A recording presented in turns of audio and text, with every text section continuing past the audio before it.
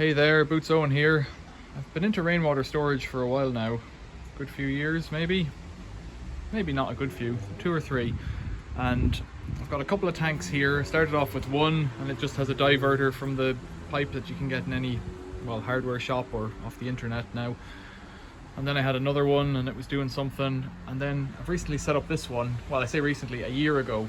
And it's the first port of call. It takes water into this pipe here.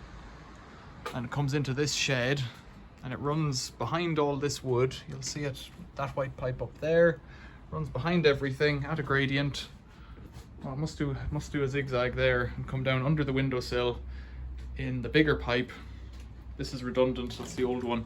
In the bigger pipe down to here, where there is a little weir. So this is loosely connected here, so any overflow can go in here and out, and that just goes back out. Big pipe into small pipe, because it doesn't matter, because the small pipe here, normally it would matter having a big pipe going into a small, but the reality here is that this small pipe here is bigger still than the inlet up at the rainwater downspout. The remaining water, whatever, if it's not full, it comes in down here to this white plastic pipe and goes into this tank and into that tank. And so I've got 2,000 litres of rainwater, and it's, looking at that, it's as good as full. It's 900 and something, and so that's how it fills the tank.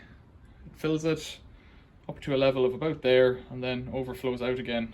It probably never fills it to 1,000, probably only ever 950 times 2, and then it overflows out again, and that just comes out outside. I'll show you, it's the simplest thing to do. That comes out through that white pipe just out there into the shore here underneath the rain downspout.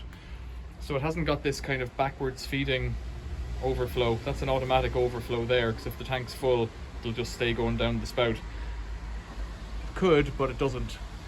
In this trap up here, or in this pot, I've just got a bit of fine mesh, relatively fine, to catch any sycamore seeds, but nothing smaller. So sycamore seeds get caught there, and leaves and whatnot, and then anything else can go in here. And there's a bit of a screen in there, but nothing major. So back in here, how does it get out of this system and into my house, and then where does it go? From this plastic here, there's a reducer and a valve, just on off, or gate valve, or it's a ball valve actually, not a gate. And it comes up to this piece here, and there's another drain off there. It's just closed most of the time. That's a gate valve. And in here to a filter, just a single filter that I've cleaned maybe every 4 months or something, depends on what debris comes down. It's always full of little fine black snots, probably bird poo, but I don't know. And then through here, through a check valve, single check valve, and I think I made a video about this before, because this pump won't work without a check valve. It's meant to be a sucking pump, but at this level, it's typically working under gravity feed. It's got a pressure vessel under it, and then an output here, and I've just stuck this water meter on because I had it, and I made another video somewhere of how to rewind the water meter. So the 24 meters cubed of water you see here is accurate. That's how many liters of water I've had through this in a year, which isn't much, or maybe it is. It depends on how you feel about it. It's 24,000 liters of water that I haven't taken from the grid, from the mains. The output then is this piece of 12 mil, 15 mil PEX pipe. Is it PEX? Yeah, PEX barrier pipe. Comes up there, goes along behind everything, and outside again. We're going in and out a lot. And it goes outside to here where there's a tap, and tap's just connected to this hose. So this is mains, what was my old garden tap. This is my new garden tap. Just if I turn it on, it comes out there.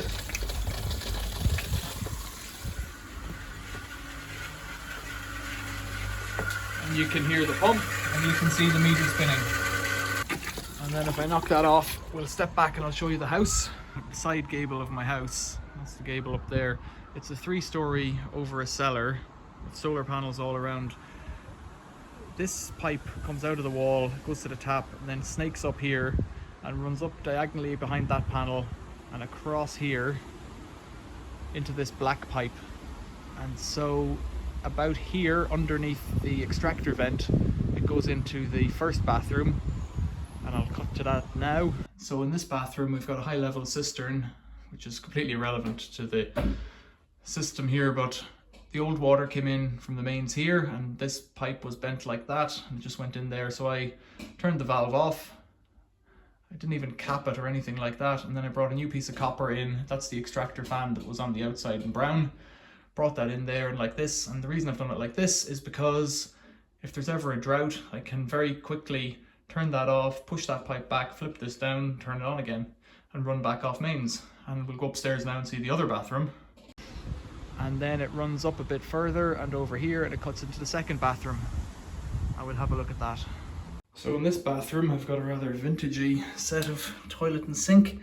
Here, the old mains came up through the floor and now is redundant, and it's got an elbow isolator there, which is just hanging behind and turned off.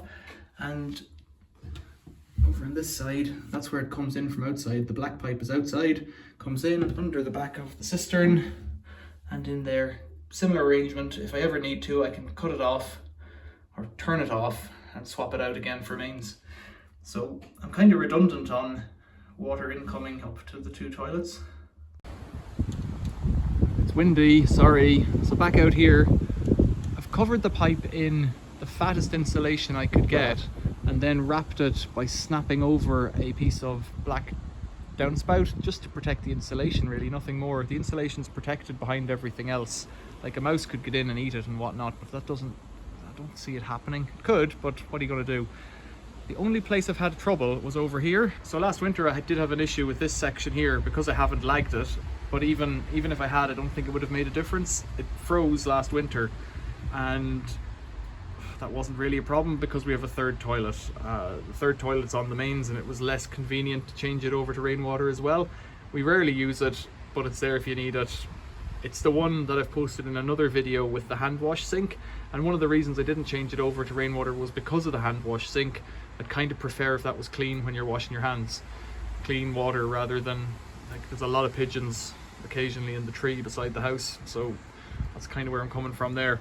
But the issue with freezing wasn't a problem. We have the other toilet, but also I left this section unlagged, so if it's gonna freeze, this is where it'll freeze and burst, and I can reach it from the ground, not up behind the solar panels or up on the second or third floor where it's tricky to get anywhere near it. So that's a bit of logic there. I don't know if it makes any sense at all. If it's going to freeze and burst, it's going to freeze and burst, but hopefully it'll freeze here first and I can get the water cut off or something like that. So back inside, and we'll wrap it up. Back inside. Answering some questions about those tanks. They had soap in them or something like, no, sunflower oil from a factory, something like that, and they were just sold and delivered for something like 40 quid, which you could consider to be expensive because I know they come up at 20 quid in the local auction. Since I've bought them, I've realized that, but transporting them is tricky because I don't have a van anymore. I reckon, like, I can lift one of those and walk it around, and I can lift one and put it on the other, so I reckon you could take them and put them on a roof rack for a car and just drive quite carefully if they were well strapped on, because they're not heavy. They're 40 kilos probably, I'd say. The pump, the valve first, I found that in a skip, so I can't really comment on what it is or anything. It was tricky because it had parallel threads and most of the threads are tapered, but apart from that I was able to get the parts in a local plumber's merchant's. The meter, I was given 3 of them, and I made the video of rewinding one of them, this one, but I have 2 more, and they, abroad in other countries, they have to be replaced every 10 years, so the homeowner owns the meter but has to get it replaced by a plumber. They get thrown out all the time in what I would call perfect condition. I have no idea if it's accurate, but I don't really care. It doesn't much. It's just, I only stuck it on because I had it and it was a novelty. The pump, if we can get in here, the pump is an Alco HW600 Eco J. I think that's what it says. It's just a pressure pump. I bought it in a hardware shop in Germany, I think, or the Netherlands. I don't know. You can buy them everywhere. But it was in a hardware shop on a special. It was about €100, and I just thought, well, that solves my needs. I was going to have a shower pump system pumping the water up, and I have a few shower pumps that I've salvaged from skips, but this was €100 and it just promised to do everything. It just does the job. This little cap here is the bleed, or the primer. So before you turn it on, you fill the system with water through here, and then it pushes it on from there, but it can't suck unless it's primed. That's the only thing to know about these. It's got a switch in that black box back there, automatic, and a valve to tell you what pressure it's at. and it kind of does its own thing. HW600 Eco, there you go. It's covered in condensation at the moment because it's remarkably damp here. What else is there? So these cages are strong. You could stack them. They're pallet cages. So what I've done is I've put what amounts to railway sleepers, but they're just big bits of timber on top of it the whole way across. So it's a working platform and it's covered in bits of bicycle and buggies. I've wrapped it all over in black plastic, and that seems to prevent it going green. The water, that is. It stops the water going green, just keeping the light off it, and it's been like that now, wrapped up like this for over 6 months over the summer, and it hasn't been an issue. I've just got it tucked in for now, but normally it drapes down to the ground. It's been installed for over a year, I'd say. So we've had last winter, so it's probably 18 months of service, and it's worked just flawlessly. Even in dry summers, the tanks have had enough water in them that I've never had to top it up or switch it over. Now, we use the toilet, I wouldn't say carefully, but we use it when we need to use it. So it seems to work for a family of 4. I can't say much more than that. It just seems to work, and if it's full, you can use it for watering the garden, but in summertime, I just won't use it for watering the garden. I'll save it for using the toilets. What I have noticed in the toilet, there's the green toilet, I haven't seen any issue there, but in the white, the overhead cistern toilet, there's a white toilet bowl, and that bowl, if I indicate it like this with my hand, that bowl gets dirty far more quickly than if you use tap water from the mains. And the tap water, I reckon, in the city at least, is full of chlorine, and the chlorine is ever so slowly bleaching the bowl, so that we rarely had to clean it before. But now that it's got the rainwater's probably got far more organic activity going on in it, if you want to call it that. Like I said, from bird poo and stuff like that, that it's not got that neutral lack of life. Sterile. It's not sterile like tap water might be. Tap water is not sterile, but it's not full of chlorine. It's just something to be mindful of. You've got to clean the toilet more often, and the trick with that is you just clean the toilet more often. That's about it. What's come up recently, and there may be a separate video on this, is that the high level cistern has been surging, so it's like shh, shh, shh, and the pump is surging, pushing the pressure up to it. And I've solved that by inside in the ball valve, in where the water goes into the valve. It's not a ball valve, float valve. Where the water goes into the float valve, there's a little tiny helix and a little screen. They're there to reduce the pressure on the plastic valve. I've pulled off the spiral, the helix. I chopped that off and just left the filter in there, and that seems to have stopped the surging. It works just fine. So I'm hoping this thing will last forever.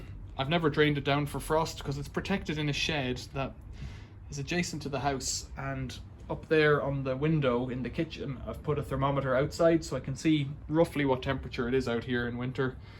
If it got to 0, if it got to 2, I might drain it down. As it stands, it's never gotten that cold, even though the pipe is frozen outside, so it all seems okay. I haven't insulated it, I just have it covered in this black plastic. And there's probably a mass of energy in that water that would take time to freeze, and the pump's adjacent to that. I don't know if I'm talking guff there or not, but you tell me what you think.